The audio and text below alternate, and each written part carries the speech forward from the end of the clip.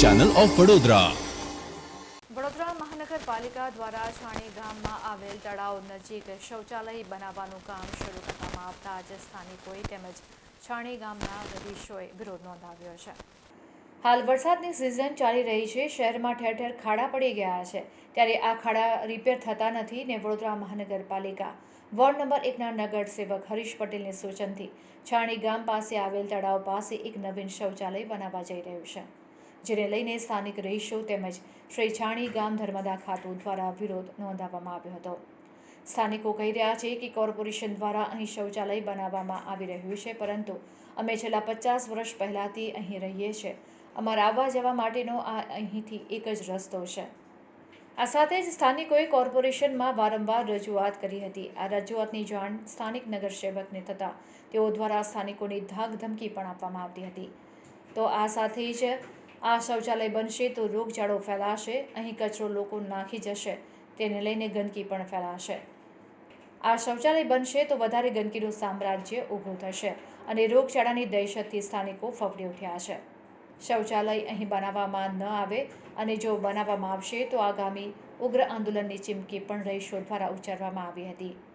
શૌચાલય જ્યાં બનાવવામાં આવી રહ્યું છે તેની બિલકુલ સામે જે શ્રી છાણી ગામ ધર્મદા ખાતું આવેલું છે કે જ્યાં અનેક સાધુ સંતો અહીં આવતા હોય છે અને અહીં પ્રેમથી જમે છે, જેને લઈને અમારો વિરોધ છે કે અહીં શૌચાલય બનાવવામાં ન આવે।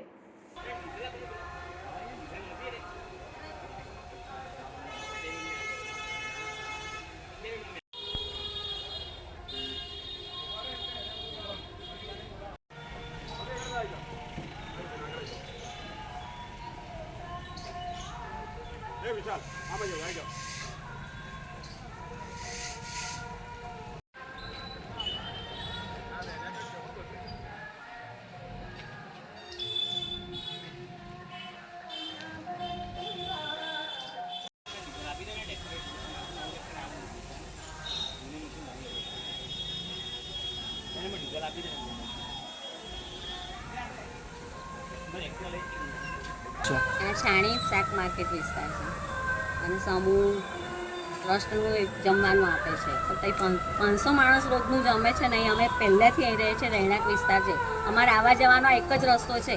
અમારા વહુ દીકરીઓ જવાન છે, કાલ કોઈ છોકરીઓને અમારે કંઈ થશે અને પોલીસ બહાર ધરી લેશે કે પછી કોઈ વહીવટદાર લેશે, કોણ લેશે? પહેલાં એ લખો અને આટલા 100 મીટરની આસપાસ જ એ મૂતરડી જૂની છે તો એ બનાવડાવો ને।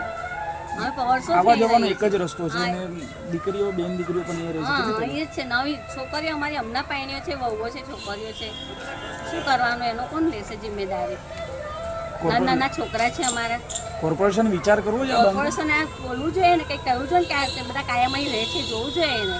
શું કહેશો છાણી ગામમાં? અહીંયા છાણી ગામ ધર્મદા ચાલે છે, એમાં રોજનું સાધુ સંતો અને ભિખારીઓ જમે છે, અને એ દુર્ગંધના હિસાબે રસોડું ચાલતું હોય તો એથી દૂર બને એટલી સારી જૂની જગ્યા છે ત્યાં બનાવો એવી વિનંતી છે અમારી।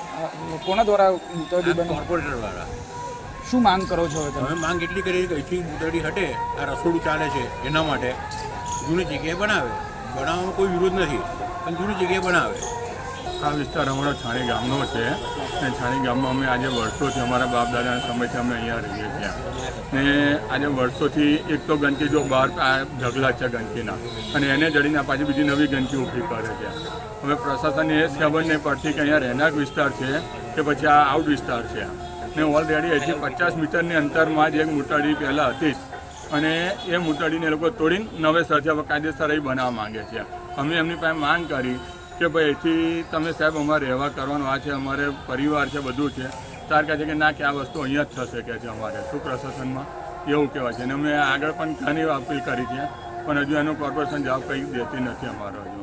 હવે શું આશા રાખો છો? અમે આશા રાખીએ છીએ કે સાહેબ જો આ તમારા માર્ગે અમે અત્યારે મીડિયા દ્વારા અમે એવું કહેવા માંગીએ છીએ કે આ જો હટે તો અમારા માટે તો ઘણું સારું છે, કારણ કે અમારે તો ભાઈ જિંદગી ગંદકીમાં રહેવાનો વારો આવે છે અમારે। શું છે આવા જવાનો એક જ રસ્તો છે, બેન દીકરીઓ અમારા છોકરીઓ છે, વહુઓ છે, અમારે રહીએ છીએ, કરીએ છીએ, પ્લસ બીજા ઘણા લોકો આવે જવર કરે છે, મહેમાનો અવર જવર કરે છે। હવે એના માટે હવે એક તો કોણ અંદર કેવું આવે કેવું નહીં એ કોને ખબર, એના માટે અમે માંગ કરી રહ્યા છીએ। કાલની ઘટના બને તો કોણ એને જવાબદાર થાય?